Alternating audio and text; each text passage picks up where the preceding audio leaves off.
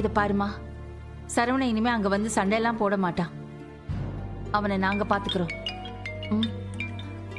குழலி தான் கூப்பிடுறாங்க, பேசிட்டு வந்துடுறேன், இல்லைன்னா அடிச்சுக்கிட்டே இருப்பா. ஹலோ குழலி, சொல்லுடி.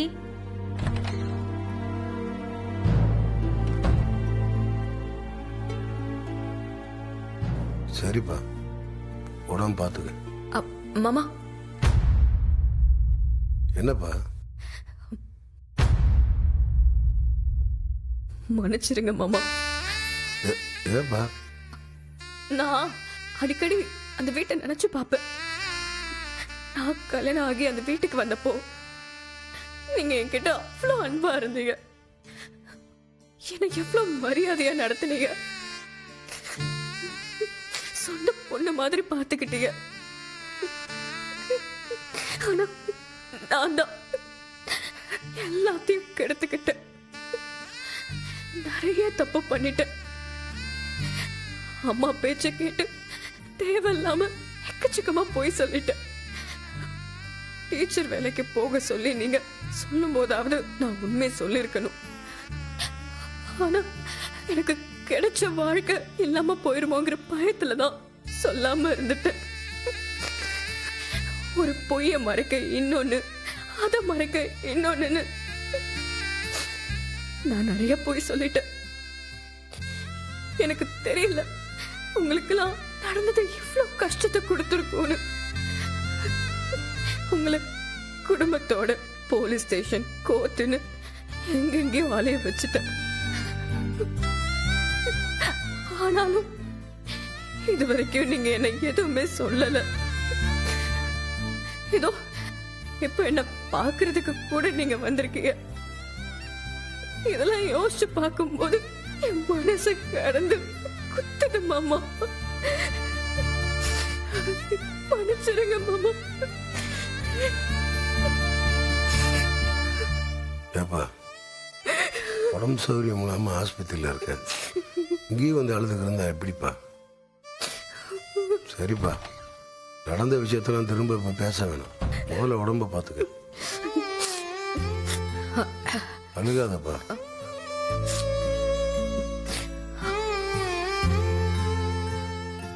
சரி, பேசிட்டு வா, நான் வெளியில் நிற்கிறேன்.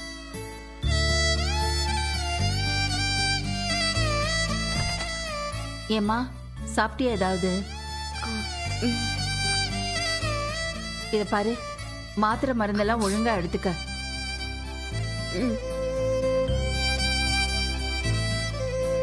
கவனமா இரு.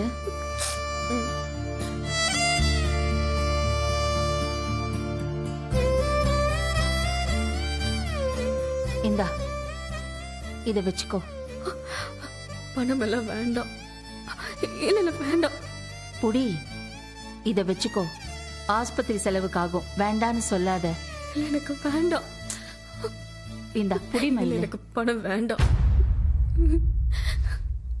இங்க வைக்கிறேன், எடுத்துக்கோ. இல்ல எடுத்துக்கங்க. இத பாரு, உடம்ப பாத்துக்கோ, ஏதாவது இருந்தா கூப்பிடு.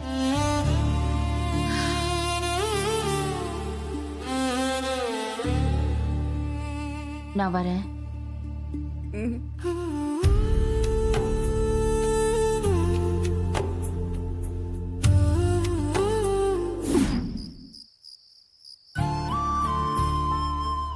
மாமா, இந்தாங்க மாமா.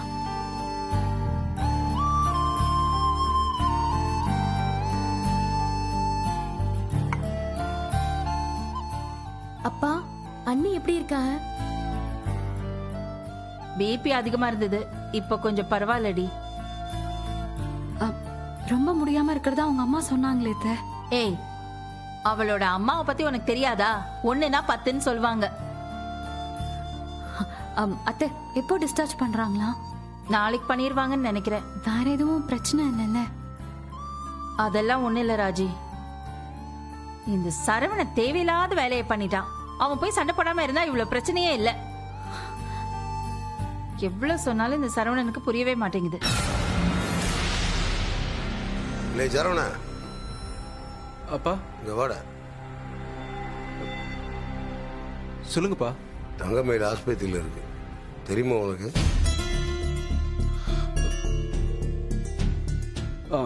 தெரியும்பா. ராஜி சொன்னதா கதிர் சொன்னான்ப்பா.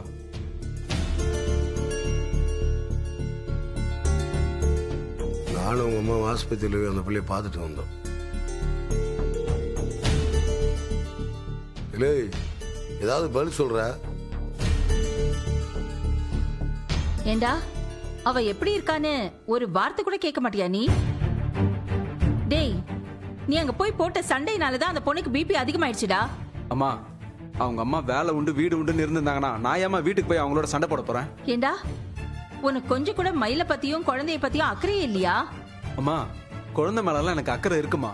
ஆ ஆ. பெரிய அக்கறை தான் வச்சிருக்க. அன்னைக்கு நான் மயில் கூட செக்கப்க்கு போனதுக்கு என்கிட்ட எவ்வளவு சண்டை போட்ட நீ.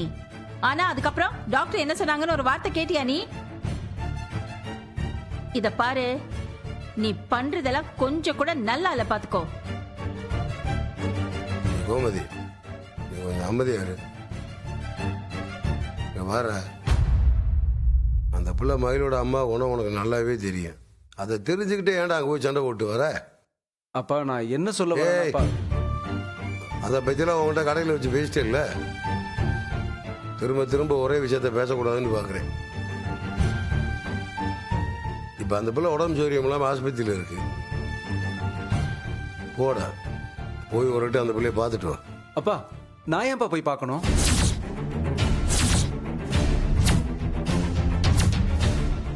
இல்லை, மயிலுக்காக நான் போக சொல்லல, உன் குழந்தைக்காகவாவது போய் பாட்டு வா. அப்பா, இல்லை, அங்கே தங்கம்மையோட அப்பா அம்மா இருக்கத்தான் செய்வாங்க, ஏதாவது சொல்லத்தான் செய்வாங்க. இதெல்லாம் எனக்கு தெரியும்டா. இருந்தாலும் நீ அந்த பிள்ளைய போய் பாட்டு வர்றதான் நல்லது. போயிட்டு வா. கூட கதிரவோ செந்திலவோ கூட்டு போய் பாட்டு வந்துடு. அப்பா, நான் என்ன சொல்ல வரேன்னா, சும்மா அப்பான்னு அப்பான்னு எதுவுமே பேசாதடா. மா, குழந்தை மேல அக்கறை இருக்குன்னு சொல்றல்ல, நிஜமா அக்கறை இருந்தா உங்க அப்பா சொல்றத கேளு. ஒரு தடவை போய் அவளை பார்த்துட்டு வாடா. டேய், மயிலுக்காக இல்லாட்டியும் உன் புள்ளைக்காக போய் பார்த்துட்டு வாடா.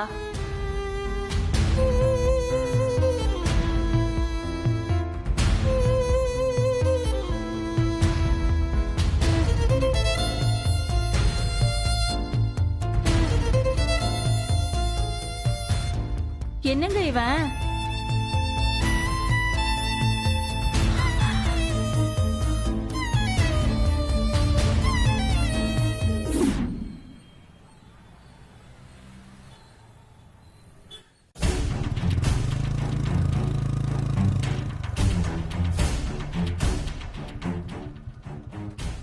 அண்ணா இறங்குண்ணா,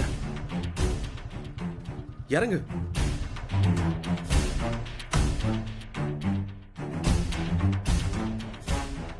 அண்ணா வாண்ண.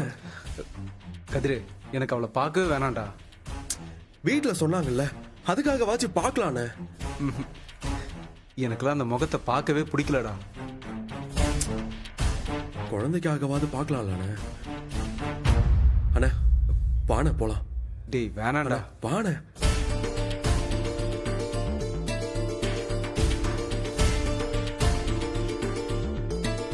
அண்ணா வாண்ண.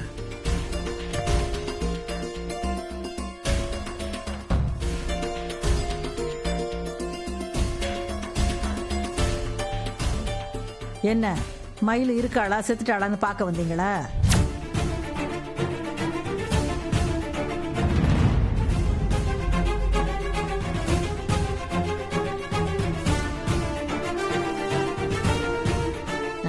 கோவம் வருதா? என்னைய கொலை பண்ணணும்னு தோணுதா? வீட்லயே பண்ண முடியல, இங்க வச்செல்லாம் என்ன எதுவும் பண்ண முடியாது. மீறி பண்ணா இங்க இருக்கிற ஆளுகள்லாம் பார்த்துக்கிட்டு சும்மா இருக்க மாட்டாங்க. ஏங்க, யாரையும் எதையும் பண்றதுக்குலாம் அண்ணன் இங்க வரல. அவங்கள பாத்துட்டு போலாம் தான் அண்ணன் இங்க வந்திருக்கு. யாரும் பார்க்க வரலன்னு மயில் ஒன்னும் கவலைப்பட்டுக்கிட்டு இல்ல. நல்லா சொன்னையா, புள்ளையும் கிள்ளி விட்டுட்டு தொட்டிலையும் ஆட்டி விட வந்திருக்காங்க. ஏங்க, ஏற்கனவே சண்டை போட்டுதான் ஹாஸ்பிடல் வரைக்கும் வந்திருக்கீங்க. இப்பவும் சும்மா இருக்க மாட்டீங்களா? கொஞ்ச நேரம் கம்முன்னு இருங்க, அண்ணா பாத்துட்டு வந்துட்டோம். அண்ணா நீ போன போன. நீ இருங்க இருங்க, நீங்க எங்க போறீங்க? இங்கே இருங்க. இல்ல, அவன் போயிட்டு வரட்டும்.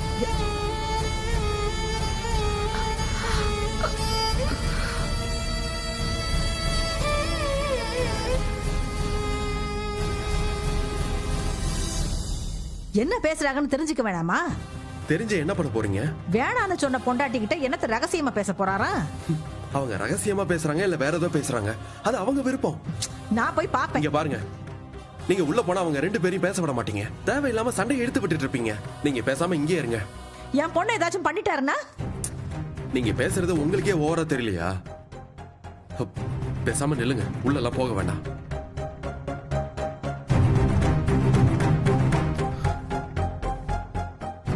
எப்படி இருக்க?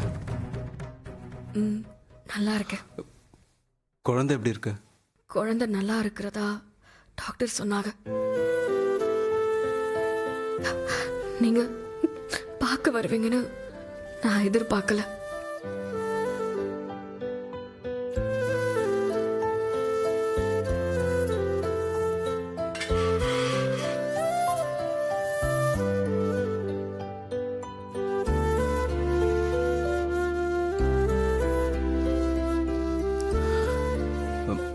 நான் வீட்டுக்கு வந்து கத்தந்தனால தான் உனக்கு இப்படி ஆச்சுன்னு எனக்கு தெரியும். கத்தணும் சண்டை போடணும்லாம் எனக்கு ஆசை இல்லை. ஆனா நீங்க தான் என்ன அமைதியாகவும் நிம்மதியாகவும் இருக்கவே விட மாட்டீங்களே. நீங்க யார்கிட்டயோ பேசினா எங்க அம்மாக்கு என்ன பிரச்சனை? அவங்க அமைதியா இருந்திருக்கணும். அவங்க அந்த பொண்ணு வீட்டுக்கு போய் சண்டை போட்டதுனால தானே நீங்க வந்து கேள்வி கேட்டீங்க. அம்மா பண்ண தப்புக்கு நான் மன்னிப்பு கேட்டுக்கிறேன். உன்னை பொண்ணு பார்த்துட்டு வந்ததுக்கு அப்புறம் நீ ரொம்ப நல்ல பொண்ணு, உன்னை கல்யாணம் பண்ணதுக்கு அப்புறம் என் வாழ்க்கை ரொம்ப நல்லா இருக்கும்னு எங்க அப்பா சொன்னாரு. நானும் மறுபேச்சு பேசாம உன்னை கல்யாணம் பண்றதுக்கு சம்மதம்னு சொல்லிட்டேன். உன்னை கல்யாணம் பண்ண நீயும் வீட்டுக்கு வந்த. நீ எல்லார்கிட்டயும் அன்பா இருந்த. சட்டுன்னு நீ எங்க வீட்டுல ஒரு ஆளாவே மாறிட்ட. அதெல்லாம் பார்க்கும்போது எனக்கு ரொம்ப சந்தோஷமா இருந்துச்சு. நம்ம 2 பேரும் ரொம்ப சந்தோஷமா புருஷன் பொண்டாட்டியா ரொம்ப காலம் நம்ம வாழ போறோம் நான் நினைச்சுக்கிட்டு இருந்தேன். அப்பதான் நீ பொய் சொல்லிட்டு ஹோட்டல்ல வேலை செய்யற விஷயம் எனக்கு தெரிஞ்சது.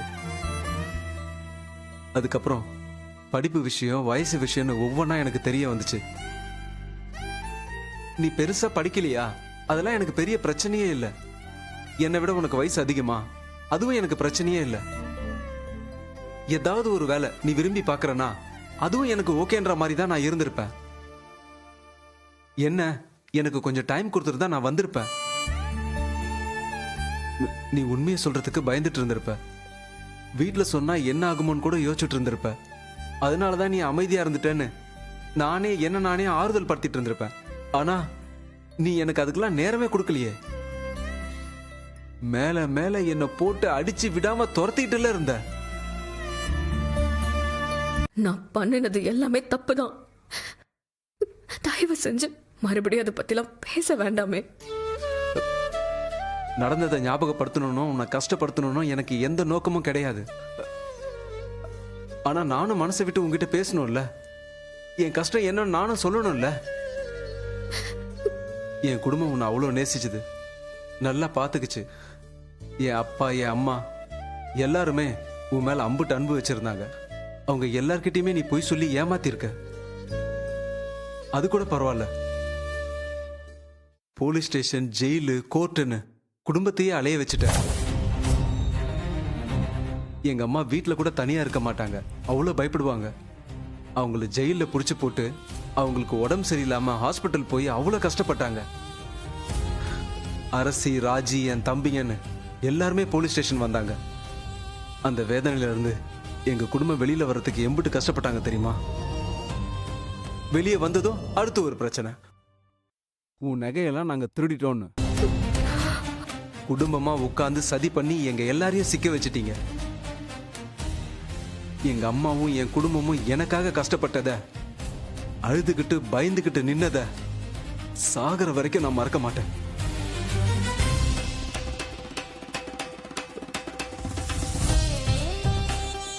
நான் சொல்றதெல்லாம் உனக்கு புரியுமான்னு எனக்கு தெரியல. தப்பே பண்ணாம உன் அம்மா, உன் அப்பா, தங்கச்சின்னு எல்லாருமே ஜெயிலுக்கு போயிருந்தா ஒருவேளை உனக்கு புரிஞ்சிருக்குமோ என்னமோ.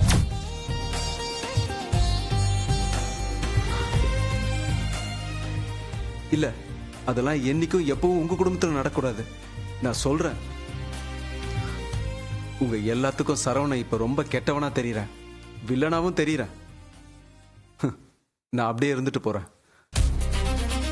ஆனா எனக்கு உன் மேல இருந்த நம்பிக்கை முழுக்க முழுக்க போயிடுச்சு. மயிலுன்னு ஒருத்தி என் வாழ்க்கையில திரும்ப வர்றதை பத்தி என்னால யோசிச்சு கூட பார்க்க முடியாது. நான் திரும்பவும் உங்க வாழ்க்கையில வரதா சொல்லவே இல்லையே. ஒருவேளை சூழ்நிலை அந்த அளவுக்கு தள்ளிடுமோன்னு நான் பயப்படுறேன். எல்லாருமே மயில் பாவம் தான் சொல்லிக்கிட்டு இருக்காங்க. இந்த சரவணனை பத்தி ஒருத்தர் கூட யோசிக்கவே இல்லை. சரவணன் யாருக்குமே பாவமா தெரியல. எனக்கு இவங்களுக்கெல்லாம் எப்படி புரிய வைக்கணும்னு தெரியல.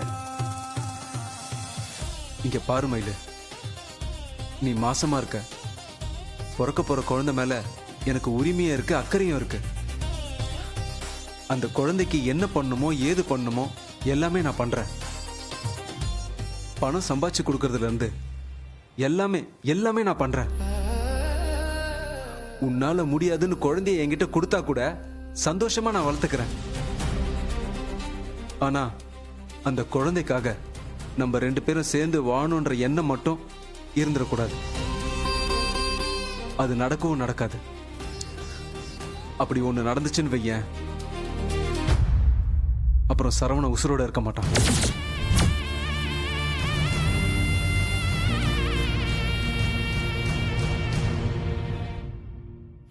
இதை நான் இப்ப சொல்றது எனக்கு சரியான்னு தெரியல.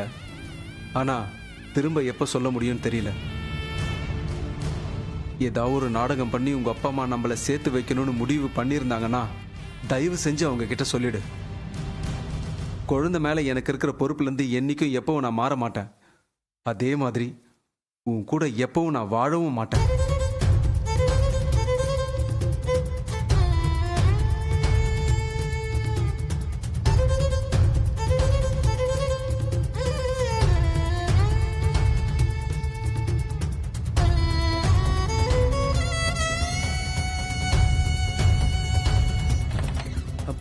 அண்ணா போலாமா கதிரு? பேசிட்டியாண்ணா? போலாம். இப்ப நீங்க உள்ள போங்க. அண்ணா நீ ஓகே தானே? ஓகே தான், போலாம் வா. வாடா.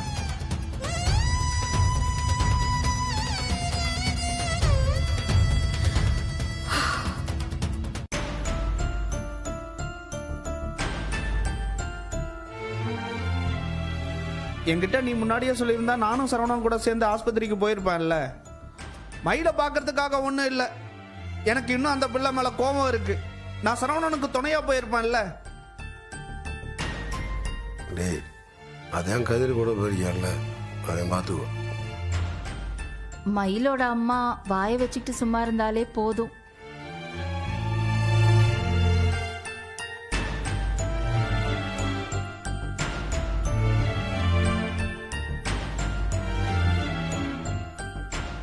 என்னங்க தோ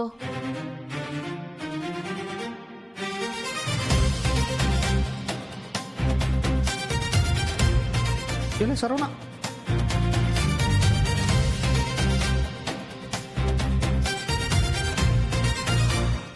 மாப்பிள்ள டேய், ஹாஸ்பிட்டல் போனீங்களா? போனோம். அவன் மயில பார்த்தானா?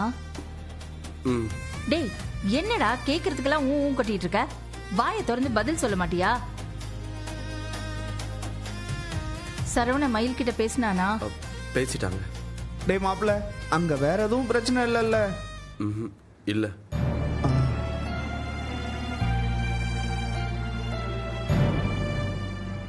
டேய், மயிலுக்கு எப்படி இருக்கு?